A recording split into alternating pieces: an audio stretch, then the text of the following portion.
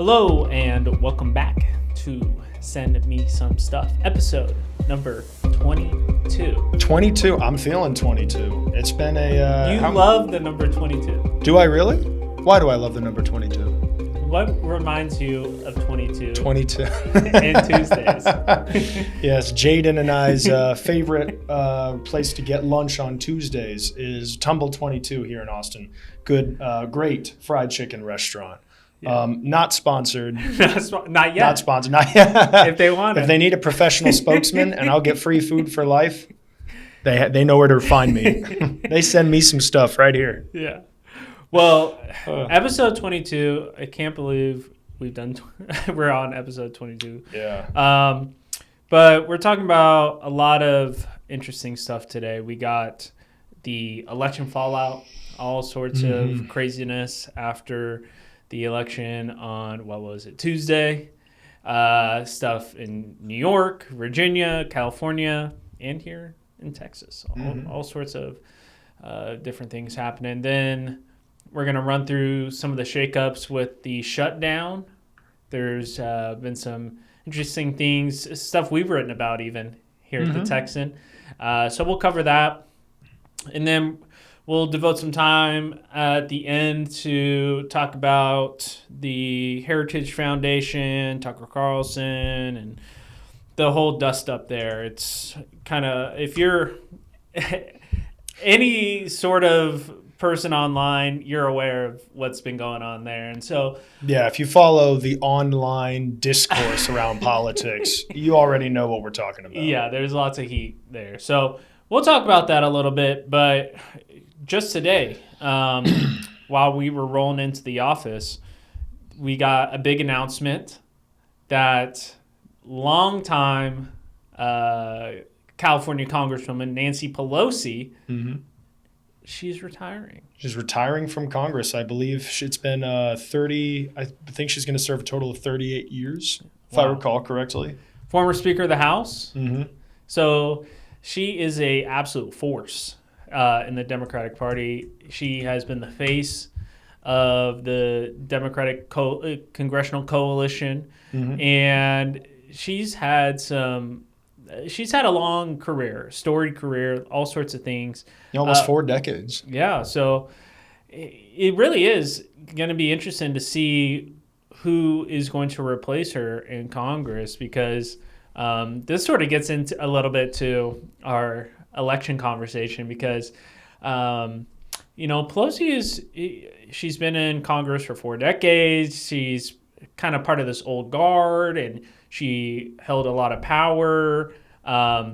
So bringing in a new young Democrat, are they going to be a bit of a, you could say, moderate centrist Democrat type? Or are they going to be more of the Mamdani sort of on the further left side of that Democratic spectrum? It'll be interesting to see, though. Well, it'll be interesting because, conservatives don't like Nancy Pelosi, but a lot of leftists and progressives also don't like Pelosi. Right. They think that she's too moderate. They think, the whole meme about how Nancy Pelosi's a great stock trader, right? Yes. That she has her own personal her own stock account has tracker. Outperformed several major index funds because, this is the criticism that people in Congress are kind of always insider trading because they know what the government's about to do. They know what to buy and what not to buy, when to sell. So, for that reason, she's considered to be kind of, by a lot of people on the left, too corrupt. Part of the establishment. It's true. Now, of course, almost everybody in politics is rich. You can't get around that fact. And speaking of a figure you brought up, a more energetic, young, progressive, like insurgent type of candidate, like Zoran Mamdani, who is also rich. He has a very wealthy family. So it's not. You can always say the other side of the rich people, but as Brad has written about in Fourth Reading, one of his good newsletter editions, everybody has billionaires. Everybody has billionaires on their side, whether it's the Koch brothers, whether it's George Soros. You can't get away from the thing of, Well, you need the money, honey. You need money in gotta politics. have it, yeah. Yeah, you need it. For every, those yard signs, they cost money. They do. Yeah. Well, let's get in a little bit to the election and some of the outcomes here. It was not a good night for Republicans. Democrats winning across the country. There was obviously lots of national coverage on the New York mayoral race. Like we mentioned, Mamdani, 34 years old. Mm-hmm. He was a member of the state assembly, becomes the youngest mayor of New York City in over a century.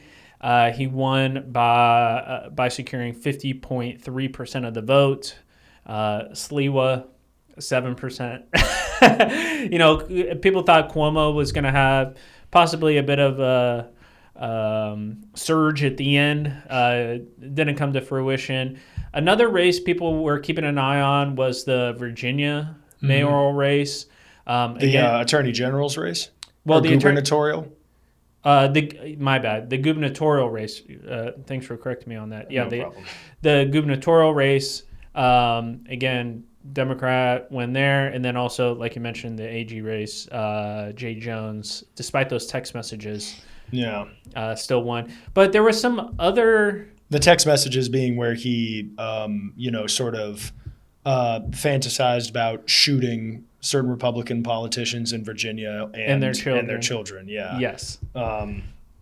Not great. You could say, he said, well, he gets a bullet to the head, so maybe he's implying somebody else is doing the shooting if you really want to stretch it. But certainly a very controversial comment. A lot of Republicans were calling on him to drop out of the race, but, the Democrats sort of took it in stride, and, Jones won. I mean, he won the election, so that speaks to perhaps voters' willingness to tolerate, the kind of things that 10 to 20 years ago, maybe not 10, 10 years ago is kind of when this started, but 20 years ago would have been arguably, disqualifying. Yeah.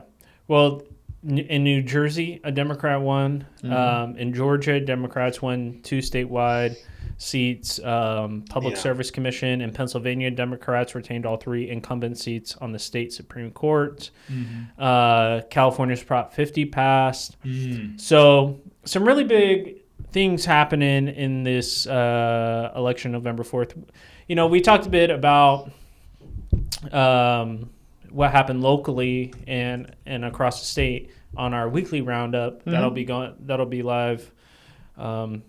This is going out Monday. That'll be live on Friday. But what for you? Because what me and Brad sort of talked about and what he wrote about in his 5 takeaways was there was the Democrats win in these big national races, but at the local level, it seemed like, especially here in Texas, something like Prop Q, where sort of a bipartisan coalition came together and won in their appeals to vote against Prop Q.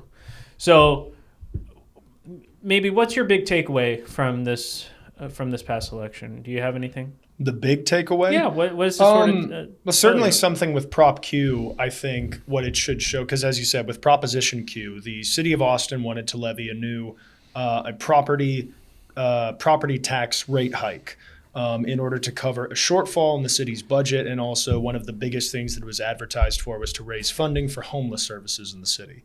And a group of Republicans and some Democrats and independents sort of came together, created a lot of put out a lot of messaging against Prop Q, and ultimately Prop Q went down like a lead balloon. It wasn't close. Yeah. So I think something it shows there is that there is a very real difference between the kind of national politics that shows up on the TV and in your social media feed and the local politics that's sort of more at the human level. Yeah.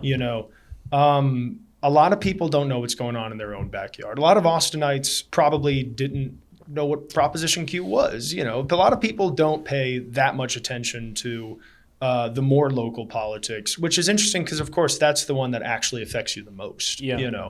But I think we could all agree that national politics is just so exciting, right? It's so bombastic. It's so ideological. The thing, of course, is that local politics is just as exciting, but often it's less ideological. and it's more driven by the interesting personality traits of people involved. You know, interest groups. It's always interesting to see, you know, when the stakes are lower, as it were, each person's individual, the idiosyncrasies of their personality come out and create a more interesting situation, I think. Yeah. So local politics is fun to follow too, but it's also very important to follow if you want to actually know what affects you. So that's a big takeaway for me, is that there's not a one-to-one correlate. National political trends might not necessarily follow local political trends. Yeah. Well, I think the big crossover in terms of your analysis is that on the ground campaigning really matters. Oh, yeah.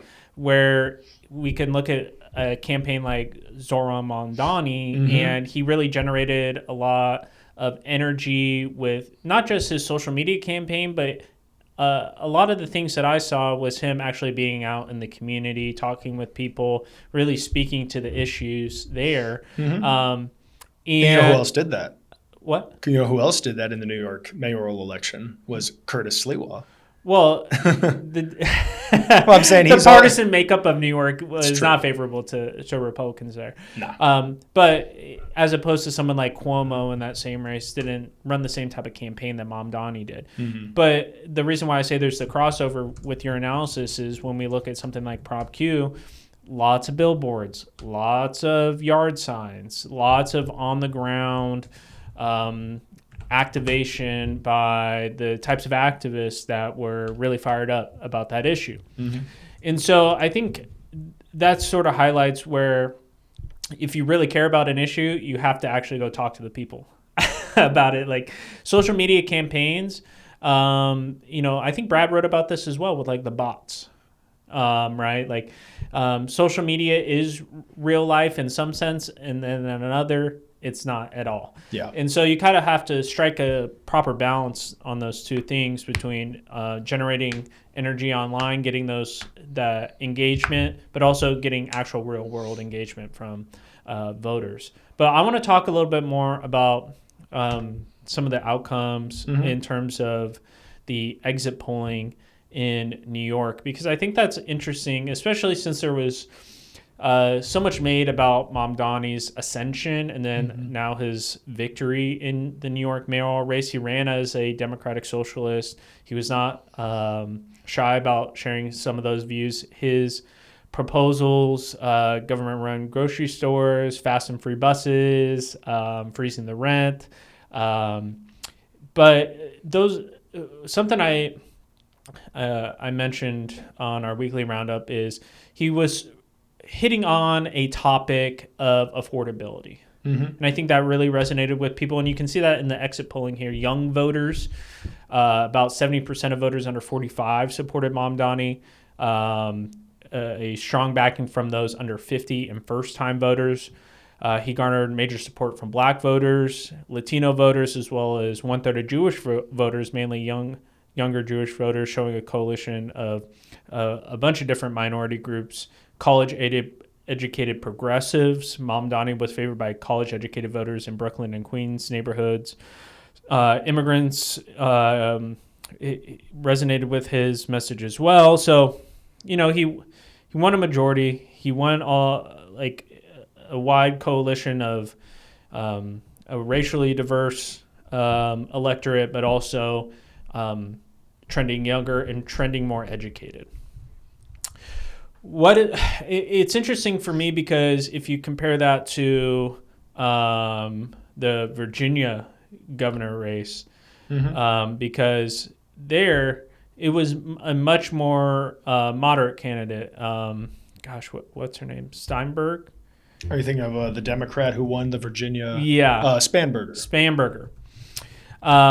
Which sounds like something you would get from a sleazy fast food restaurant, a Spanberger. Spanberger. I think it sounds like spam, but yeah, Spanberger. Abigail Spanberger. Yeah, and ran a much more moderate campaign, but still won as a Democrat in Virginia. But I think when we're looking at the messaging of these two different campaigns, I think it is reflective of the type of voter in those two states. Like I just ran through the exit polling and what coalitions Mamdani won. In Virginia, what do you have? A lot of government workers, a lot of you could say middle-aged professionals living there who worked in politics or government or things. So they're going to run different types of campaigns. Well, it's also interesting, of course, because Spanberger was running against a Republican. Right. Mamdani was not running against Sliwa, the Republican candidate. Yeah, he was running against Cuomo, who was running as an independent, because Mamdani won the Democratic nomination. Yeah. And Cuomo was running as an independent, who sort of gives you, of course, Mamdani is a self-described Democratic socialist, and Cuomo is more of a moderate Democrat. And so the conflict in Virginia was a Democrat and a Republican, whereas in New York City, the Republican's not going to win. It's a conflict between the progressive Democratic socialist and the more moderate liberal Democrat. Yeah. So it's possible, what would it have looked like? I mean, people have been speculating about this. What if Sliwa hadn't run? Could Cuomo have had the momentum to carry the day? What if Cuomo hadn't run? Could Sliwa have? So it might have improved his margins. If I recall correctly, the breakdown in 2024 for the presidential election, it was like Trump 30%, Harris 70%. And that's better than what Biden did. Trump did better in 2024 in NYC than he did in 2020. Yeah. But, the Democrat was going to win. But, so it's an essentially different kind of political contest. Yeah, and what I think is going to be interesting going forward is, do National Democrats see a Mamdani win as something to emulate and try to recreate in these other states? Well, I was saying this just the other day, right, is as when talking about Mamdani and the incredible level of support he's getting, there is an Obama-shaped hole in the heart of the Democratic Party. Yeah. I mean, there really is just this craving for like a young, progressive, a good communicator, good talker. Mamdani is all of those things. Yeah. He is the kind of person who could become a national leader for the Democrats and, will be viewed by this generation of younger Democrats who, in their minds, they've only known really Trump, right? Yeah. And they're coming in, they're like, we want Democrats that are not just going to, push for policy, but we're actively resist Trump, actively push against him. And of course, Trump came out and endorsed Andrew Cuomo, a figure that a couple of years ago, I think he would have been pretty shocked to know that Trump would endorse Andrew Cuomo. And, at the end of the day, politics makes strange bedfellows, but Mamdani will become kind of a symbol of the ascendant, young, progressive, anti-Trump force in politics. Yeah, and I just am not. I've seen people saying he should run for president, which obviously he can't, but being an immigrant, but I'm just not sure it can be replicated in other states. So that's why I brought up the Virginia. Well, NYC is a special case, yeah. Yeah, I think it is a special case. I think it's a good move I think it would be a good thing for Republicans if Democrats attempt to do that. If a Mamdani style candidate tries to run in, Georgia or Nebraska. Something that Brad talked about again in one of his good pieces that we were just published. We're recording this on Thursday. And Brad wrote a piece talking about that, how he is the perfect foil. There are tons of Republican politicians coming out and saying, we're going to be, anti-Mamdani. Didn't the governor of Tennessee come out and tell people, move to New York City, move out of New York City, come to Tennessee. Abbott jokingly tweeted out that he was going to put a tariff on New Yorkers moving to Texas. Mamdani is one of those figures that will unite progressive supporters and conservative haters around him, similar to Mr. Trump, who, of course, was the big hole in the Republican Party's heart this election because he was in office but not on the ballot. And that certainly hurt Republicans because when he's in office, Democrats have an incentive to get out and vote. When he's not on the ballot, a lot of Republicans don't feel a need to get out and vote. So it was one of those things where, Democrats up, Republicans down, Democrats win the day. Yeah. Well, there was also California passed their Prop 50, which is going to allow for the legislature to redraw its congressional all districts. that work we did in August reporting on the congressional redistricting swept away because California is going to all balance it out. Yeah, well, and by work I mean our reporting on it. Obviously. Yeah, we had nothing to do well, with it. Again, I think this is something to think about. Is this new redrawing of the maps, not just here in Texas but California, many other states proposing to do things similar, in them redrawing the map, electing more solidly Republican in some of these congressional districts, further bifurcating our U.S. Congress in both the House of Representatives. So it's going to create even more deadlock sort of votes. Well, if it's all balanced out, I mean, if all the redistricting balances each other out, then it won't really change all that much. You don't think so? Well, I mean, if the proportion stays basically the same, then it might not have a big effect until 2030. Yeah. Because when the 2030 census is issued, and then there's a congressional reapportionment of, Texas is projected to gain seats, California is projected to lose them, and I think that also New York is, I think, also projected to lose seats. In general, like red states are projected to gain seats at the expense of the blue ones. So that is, I think if there is this wave of partisan redistricting, then it might all balance out at the end of the day. And we might not be in a worse situation in terms of gridlock than we are right now. We'll just have to wait and see. Yeah. But speaking of gridlock and an inability to work together, that's a great segue into our next topic. So did you have anything else? No, let's go. No, let's go into the shutdown because as of right now, 36 days, 16 hours, 33 minutes, and 48 seconds. You got the countdown clock. I have the countdown pulled up right now. Well, also, the record, because the longest one ever was from 2018 to 2019, 35 days, when Congress would not authorize I believe it was $5 billion for Trump's border wall, and that led to the government shutdown. And that was the longest in American history until right now. Well, if we go all the way, exciting time to be alive. It is. Well, if we go all the way back to what started this off, it was disagreements and disputes concerning, healthcare subsidies under the Affordable Care Act. That really sparked this entire thing. Once again, the Obama casts the long shadow. He does. Well. But there's been some interesting things that have happened since then. There was laying off of thousands of federal workers. There was the Pentagon saying we're not going to be able to pay the military, and then somehow some funds showed up, and there was money appropriated, but sent out to pay for our military personnel. Despite the shutdown, there was on October 24th, I'm looking at a timeline here, over 500,000 federal employees missed their first full paycheck. October 30th, President Trump publicly calls Senate Republicans to eliminate the filibuster to reopen the government. John Thune rejects it. And now, we wrote a story today about how the FAA is going to be reducing some flights out of major airports, possibly shutting down some airspace, which is going to...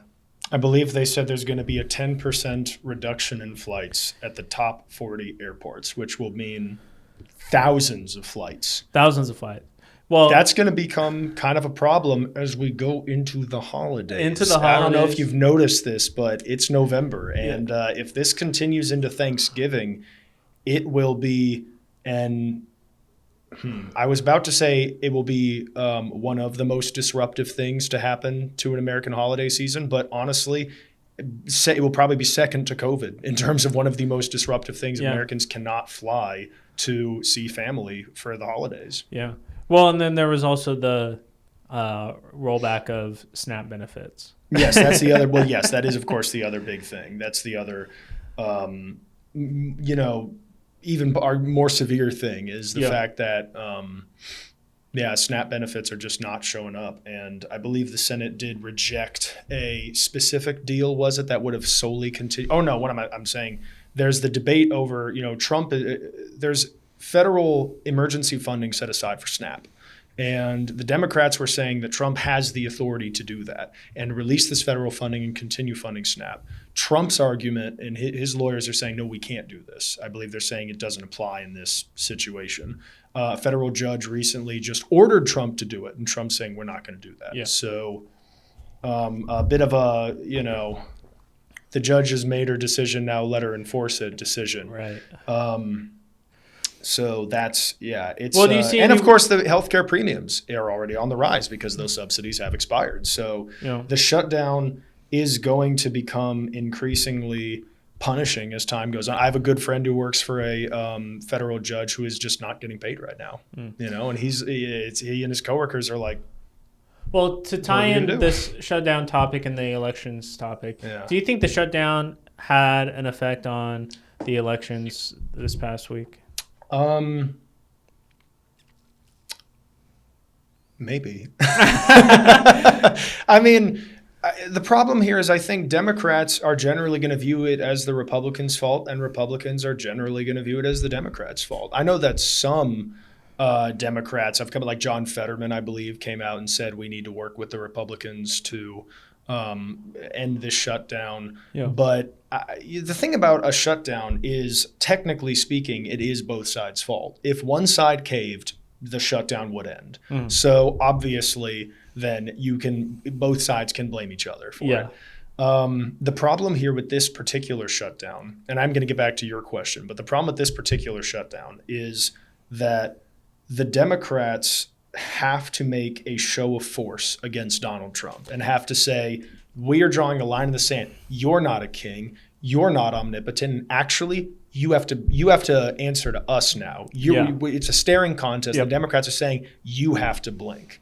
Trump is saying, I do get to do what I want, and you have to blink. Yeah. So it is a contest of wills over, does Trump get what he wants? Mm-hmm. Does Trump, that is the right grammar. Does Trump get does Trump get what he wants? Yeah. And Schumer took a lot of heat for when the continuing resolution was last passed in March, if I recall correctly. And now in the wake of the No Kings protests and even more opposition to Trump, which you can argue that opposition was expressed in this most recent election, the Democrats do feel emboldened to put up their resistance. Or, of course, Chuck Schumer is afraid that if he caves to Trump, he's going to get primaried. Mm-hmm. In Texas, we're very used to these politicians. The threat, the primary challenge threat is very real. So a lot Senator of AOC. Well, just progressive voters want to see Democratic candidates push back against the Trump administration, building a wall against the Trump administration for all intents and purposes. They want to see Trump stopped. They want to, in their own minds, shatter the myth of Trump's invincibility. Trump is very invested in his myth of invincibility. He believes it, so he wants to make sure that that doesn't happen. So it is really a contest of wills. And the question is, a higher percentage of Democrats are on SNAP than Republicans. A lot of federal workers, I think, are generally viewed as a more Democratic sort of constituency. So are the Democrats going to suffer more losses essentially from this contest than the Republicans will? That's a matter of debate. Or saying, is it worth it to suffer those losses if it means putting up if it means, finally getting this big win against Trump and saying, no, you have to stop, you have to cave, you have to blink. So I don't know. I'm not in the room where it happens. I agree. And I think it'll be interesting to see, because obviously in the short term here, we just had the election November 4th and Democrats won. And Republicans are getting some of the things that they want out of this shutdown in terms of rolling back the administrative state, the firing of all these federal employees. That's the other thing. With the RIFs. And then what has been a huge issue for conservatives for decades is government handouts, one of those being SNAP benefits, and something that gets rolled back during this government shutdown. Yeah, if you've been on social media, you will see that there's little love lost from a lot of the conservative posters on SNAP benefits. Yeah, and so there's sort of some policy wins Republicans want, but those are not going to transfer in terms of votes. Those are the kind of structural changes that might be unpopular with a lot of voters, but it's a lot of, I think Trump officials are saying this is our moment. Yeah, if we want to gut the federal bureaucracy, we hold the cards. Yeah. So let's start doing it. Yeah, but Democrats can turn that right around on them. In the short term, like we saw, like I was mentioning, they can run an anti-Trump campaign where Trump is responsible for all the bad things in your life, including this government shutdown. You're not getting your SNAP benefits because of Trump. You got fired from your federal job because of Trump. You're not going to be able to fly and go see grandma on Thanksgiving because of Trump. Right. And so it's a messaging positional sort of war here with the shutdown. I think they're going to be coming back, I think tomorrow to vote again? Yeah, I think so. And I know there's some people saying, well, maybe now that the election's passed, that the Democrats are finally going to come to the negotiating table because they'll believe they have had enough of a win. Yeah. So they'll be more willing to cooperate now is the I guess the hope from a lot of people, but also the fear, of course, of a lot of progressives who, again, it's about make Trump blink. That's what they want him to see. They want Trump to have a loss. Yeah. And obviously this election was a loss for Republicans. But they want to see Trump specifically have a loss. They want to, because they're afraid that he is the guy in the Oval Office abusing his executive authority, behaving in a royal way, the No Kings and all that. Yeah. Accompanied by AI videos of Trump advancing crowns and, Politics is not a serious business. No. Well, let's get into some not serious business that has become serious for many. Is this big feud that's been going on with the Tucker Carlson, Nick Fuentes interview, and then the subsequent fallout with Heritage Foundation and all sorts of different responses. This is what we were talking about. This is the other shoe just dropped. That thing we were saying at the beginning. If you're very online, this is that thing. If you don't know what we're talking about, good for you. Yeah. Well, there was, just for some background, there was Tucker Carlson. When even was the conversation? Last week? Oh gosh, was it like a week ago? It was time moves very fast. Yeah, I don't know about you, but weeks can sometimes go by quickly. It's been a very slow week. I can't believe it's only Thursday. It feels like Sunday. Yeah, but this podcast came out. Tucker Carlson, Nick Fuentes, part of this far right. He's this white supremacist, anti-Semitic sort of guy, and he has a streaming platform and. Has caused tons of controversy, and he ended up on Tucker Carlson, and they had a conversation like how Fuentes rose to whatever position he has, and some of his views on things, and it was sort of like a Tucker Carlson podcast where he's laughing and going back and forth with the person, not pushing back a ton, in that sort of style. Carlson does do these kind of lead-in questions where he's like, Fuentes be like, oh, I got kicked out of this group. He's like, why would that happen? Right. Why would they do that? And it's like, it's this kind of softball questions. Yeah. Well, too softball for apparently some people's taste. Yeah, and it caused a ton of controversy. People condemning the entire conversation, obviously Fuentes, but also condemning Tucker and his new sort of podcast platform he has sort of grown since he left Fox News, and so there was all this back and forth going on. That's great. It's been 2 years now since Tucker Carlson left Fox News. Yeah. So, but there was all this back and forth, and then there was the video. I don't even think it was that long. It might have been like less than 4 minutes. a clip from Kevin Roberts from the Heritage Foundation. It was like 2 minutes long or something. Yeah, it was short.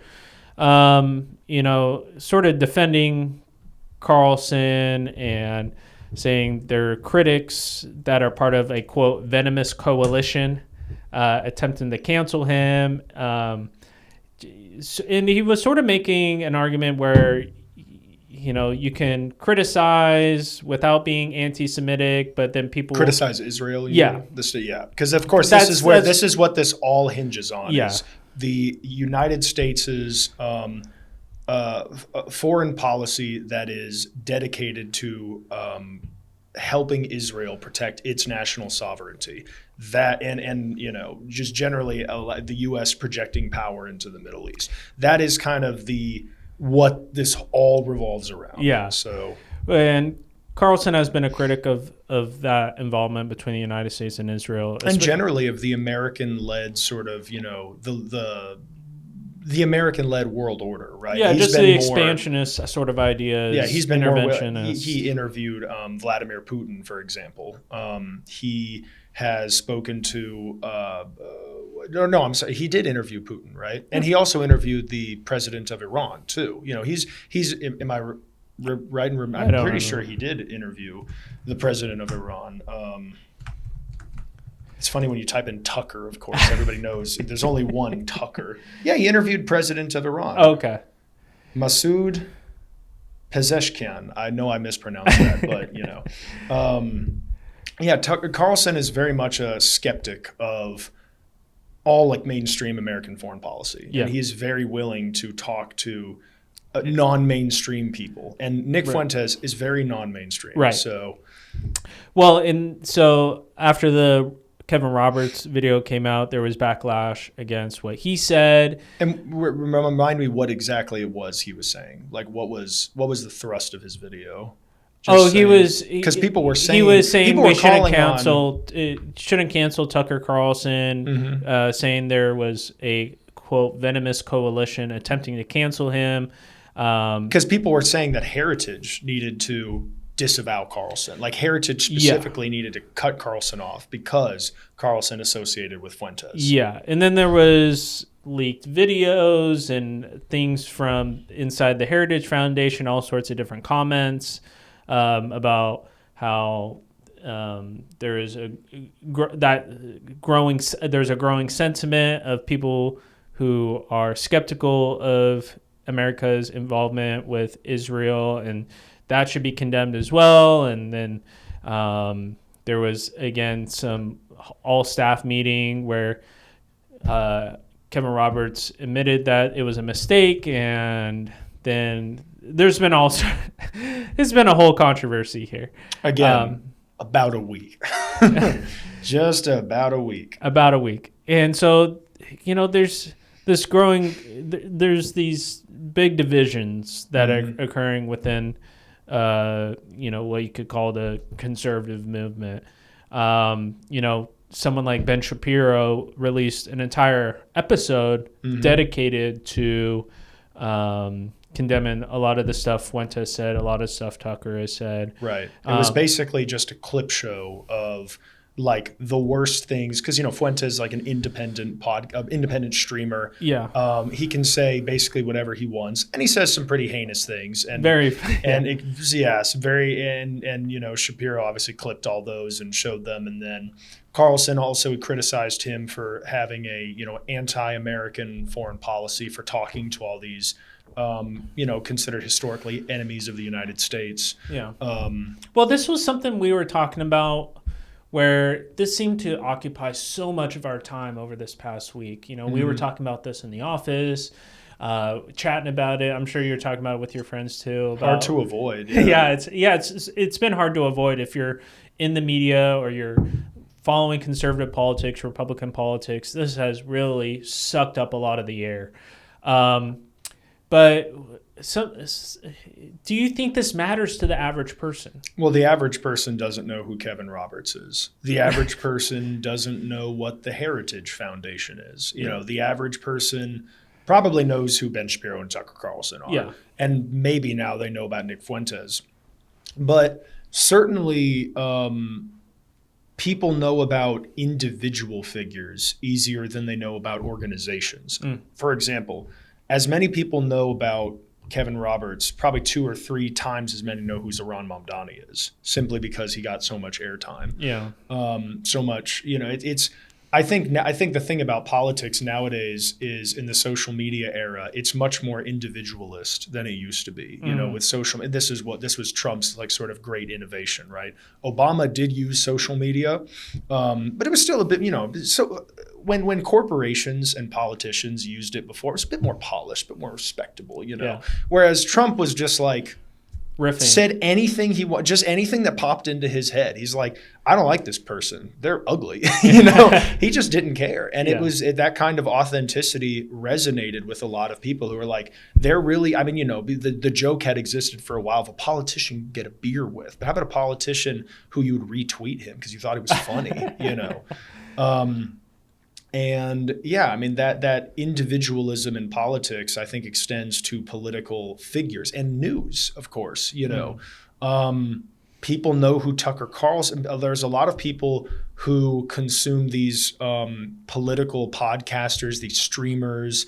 Like on the right, you have people like Ben Shapiro. You have people like Tucker Carlson, who, of course, ideologically pretty different, but they're in the same kind of technological milieu. On the left, you have streamers who appeal to young people like Hassan Piker, who is a progressive streamer on the website Twitch.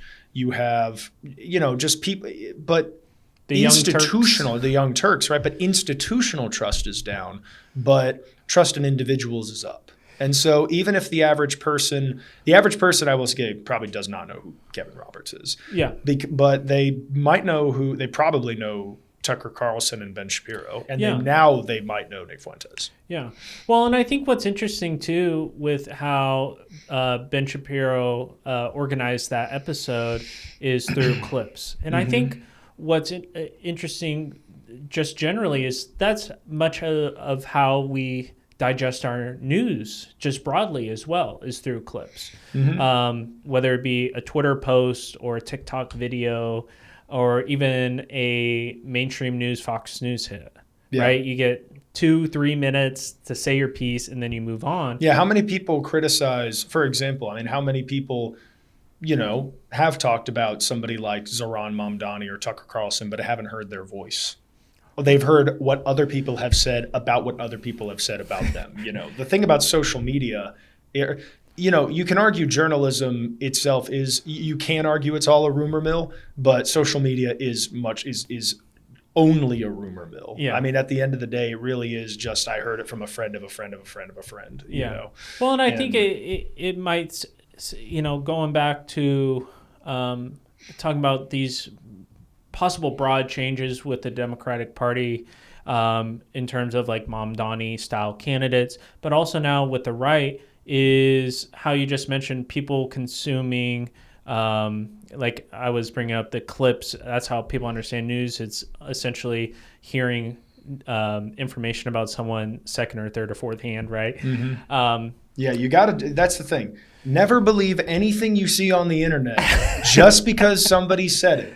Find a source for it. That's why we believe in linking primary sources at the text and on all of our articles. Find a source, find proof. If it sounds too zany to be true, it probably is. And always double, triple, quadruple check stuff. Yeah. Because it's also very easy to take stuff out of context. That's the other thing. Lying by omission is by far the more common form of lying. So. Yeah, and I think this is something that we could be seeing changing politics moving into the future is how we just digest information. When trying to understand a candidate's position on an issue or understanding what is the current sentiment on a certain topic, are people going to sit down and listen to a 2 or 3 hour podcast with a certain candidate? Or that's the funny thing. Or are they just going to consume 2 to 3 hours of clips of people talking about the issue? Well, it's true, but I think that this is a feature of young people, like Generation Z, Zoomers, right? Yeah. Is we're willing to watch an hour of 5-second videos, Yeah. but we're also willing to sit down and watch a 4-hour-long podcast. It's like the single hour. No, who needs that? Yeah. It's either going to be. Well, and YouTube I'm either going to optimized spend for this. No, it's true. Yeah. I'm either going to spend 2 hours watching TikToks and YouTube Shorts, or I'm going to spend 4 hours watching a very long interview. You know, and that's the thing. Either the extremely short form content and extremely long form content, all of which is just made possible by internet technology getting better and better and better over the last, even within the last 10 to 20, I was about to say 10 to 20, but like even within the last 5 to 10 years. Yeah. That's the Gen Z media market. The 5-second video and the 5-hour video. Yeah. Well, and that young cohort is going to be the future for both the Democrat and Republican parties. And we've seen, I think, I keep going back to Mom Donnie because he is just really the firebrand in that party right now. And it seems to be they're shifting to be much more comfortable with promoting outright democratic socialist policy positions. Well, at least in New York City. It should be noted, in New York City, against, I would also argue, Cuomo was a bad candidate. Yeah. I think that this is an example where the progressive wing of the party got lucky with a perfect storm of events that were very convenient for them. But I'm not sure will be replicated outside of very blue cities. You know what I mean? The reason I bring that up, though, is, and I think you articulated it well there, is kind of a perfect storm in New York. Is this storm that's sort of occurring right now on the right with the Fuentes, Tucker, heritage shakeup controversy, is it just a passing storm and things are going to quiet down? Or is this really going to rock the foundations of what is, quote unquote, the conservative movement? I'm just not quite sure right now, because it seems like how we're talking about with the younger cohort of voters being much more plugged in online and viewing things through clips it's going to be who controls the streams of information is who's going to rise to prominence on the right after the storm passes. Yeah, I mean, again, it comes down to who controls the message. It reminds me of the great apocryphal story of, I believe it was Deng Xiaoping, the successor to Mao Zedong in China, was asked at one point, I believe it was Deng Xiaoping was asked, what do you think of the French Revolution? Which, of course, had occurred 200 years earlier. He said, it's too soon to tell. All right, well, how important do you think it was, or something to that effect? I'm probably butchering the story, but the important thing is, the thing is, it's only been a week, and it is impossible to know in the moment what will become historically important and what will not. Right? How many Americans know about the Teapot Dome scandal under the presidency of Warren G. Harding? How many people, if you ask them who is Warren G. Harding, would know he was president? Right? Again, huge scandal. Who knows what that was?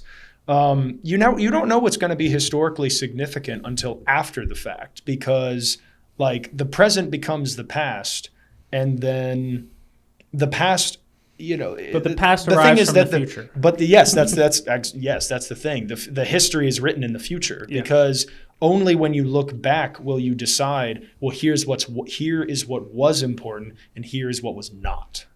So. If you go to any like left-leaning media sites, you would believe this was the most important story of the year because they all love their dark, edgy photos of Nick Fuentes. The New York Times profile. The New York Times, they all have these like cool, slick photos of Nick Fuentes, and it's like some of these guys seem to like Nick Fuentes more than the Groypers themselves. But because I think if you are a liberal-leaning site, obviously this is a good issue to pounce on and say, the Republicans have these neo-Nazis in their coalition.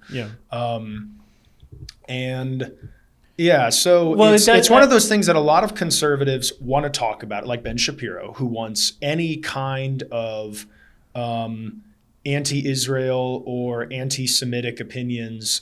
He wants them sort of well, I don't know if he would say he wants every kind of anti-Israel position, but he at the very, very least wants any kind of anti-Semitism driven out of the conservative movement at all.